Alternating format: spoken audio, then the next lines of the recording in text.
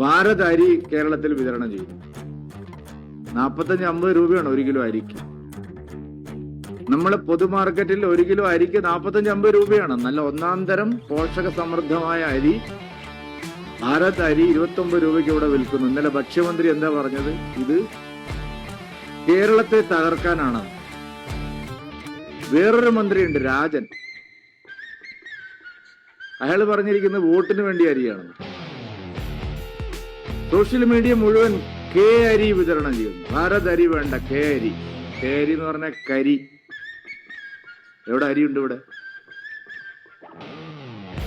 ഇത്രയും കേന്ദ്രത്തിൻ്റെതായിട്ടുള്ള സഹായങ്ങൾ കിട്ടുന്നിടത്ത് മുഴുവൻ അതിനെ ആക്ഷേപിക്കുക, അത് ജനങ്ങൾക്ക് അതിന് പ്രയോജനം കിട്ടാൻ ശ്രമിക്കുന്നതിന് പകരം കേന്ദ്ര വിരുദ്ധ പ്രസ്താവനകളുമായിട്ടാണ് സർക്കാർ. ഞാൻ